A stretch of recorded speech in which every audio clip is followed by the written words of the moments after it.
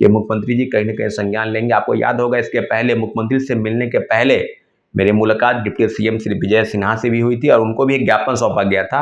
उन्होंने कहा था कि हम मुख्यमंत्री जी से जल्द ही जल्द इस काम को गंभीरता से लेंगे।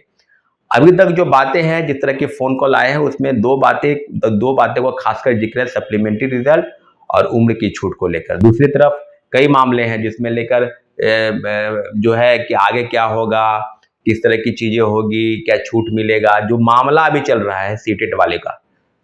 नमस्कार, मैं प्रशांत और आप देख रहे हैं द एज। देखिए, बीपीएससी के ऊपर छात्र नेता सौरभ ने आरोप लगाए हैं कि उसके खिलाफ बोलने वाले पर बीपीएससी कार्रवाई करती है। और ये चीज देखने को मिला था उस समय जब बीपीएससी के ऊपर भ्रष्टाचार के आरोप लगे थे, घालमेल के आरोप लगे थे, रिजल्टों में गड़बड़ी के आरोप लगे थे। उस दरमियान जिन लोगों ने मीडिया के सामने बयान दिया था उनके ऊपर बीपीएससी ने कार्रवाई कर दी थी।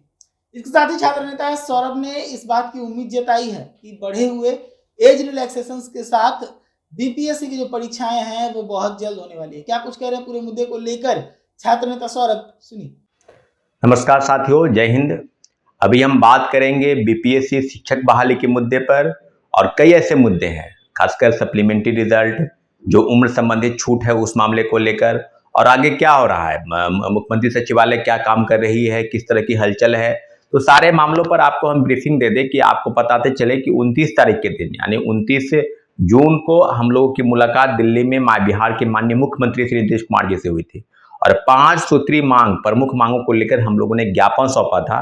तो ज्ञापन के संदर्भ में क्या आगे काम हो रहा है, क्या नहीं हो रहा है, सारी चीजें आपको हम बता दें। कई लोगों का फोन कॉल मैसेज आ रहा है और लगभग 4-5 दिनों से हम आपको बताते नहीं रहे थे क्योंकि मेरी तबीयत कुछ ठीक नहीं थी और लगातार जो चीजें सामने आ रही है उस मामले में आपको बता दें कि सीएम सचिवालय से कुछ चीजें हलचल में है और 2 प्रमुख मांग, सप्लीमेंट्री रिजल्ट TRE1 से लेकर TRE2 तक जो चीजें हो रही है या होने वाली है उसके संदर्भ में, और उम्र संबंधित छूट, सिविल सेवा में जो 37 वर्ष से बढ़कर 40 वर्ष करने की मांग है और शिक्षक बहाली के मुद्दे पर जो 10 वर्ष की छूट है, उन सारे विषयों पर हम लोगों ने ज्ञापन सौंपा था। खासकर सप्लीमेंट्री रिजल्ट को लेकर जिस तरह से TRE1 में जो सीटें भेजी गई थी शिक्षा विभाग से बीपीएससी को, और बीपीएससी ने मात्र 4700 के रिजल्ट में मात्र 2773 लोगों का ही रिजल्ट निकाला था, तो सीटें खाली रख दी गई। और सीटों को खाली रखने के को लेकर छात्र और अभ्यर्थियों में जो गुस्सा था, जो नाराजगी थी, उस सारे मामलों पर माननीय उच्च न्यायालय में एक याचिका भी दायर है TRE1 को लेकर और सुनवाई हो रही है।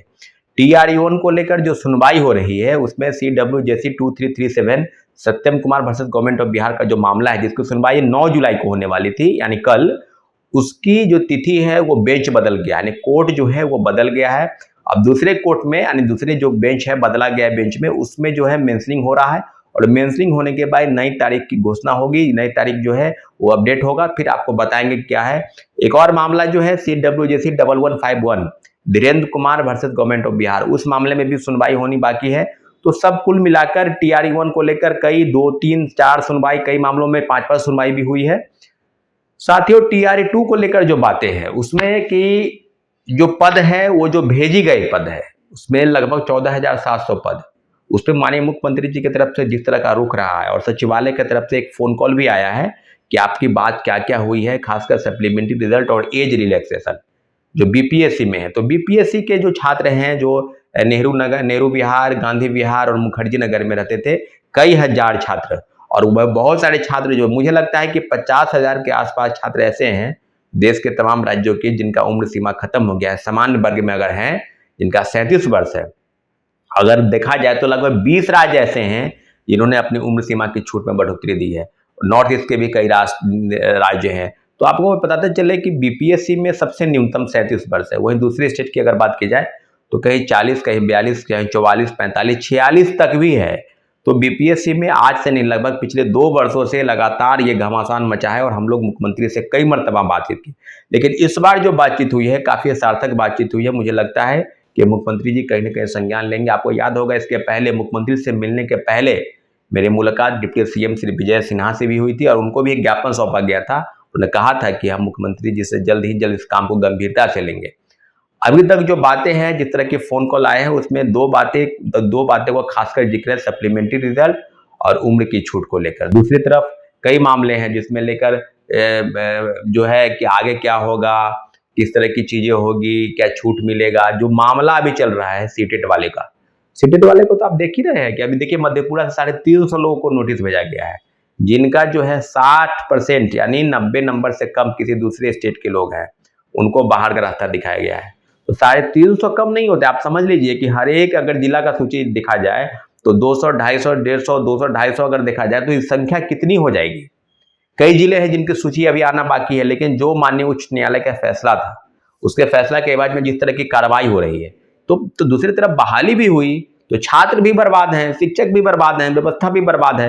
और जो भ्रष्टाचार का बोलबाला है TRD 3 में, जो परीक्षा की तिथि भी आप घोषित करके रखे हैं BPSC, किस तरह की जब जांच चल रही है, जब आर्थिक अपराध इकाई बेहतर काम कर रही है, आपको 3-3 नोटिस के बाद भी आप जवाब नहीं दे रहे हैं और लगातार कार्रवाई की बात हो रही है। छात्रों अभ्यर्थियों पर कार्रवाई हो रही है, कभी शिक्षक पर कार्रवाई, कभी छात्र पर कार्रवाई, कभी शिक्षक छात्र नेता पर कार्रवाई, कभी शिक्षक नेता पर कार्रवाई, यहां तक कि बोलने पर कई लोगों पर कार्रवाई हुई है।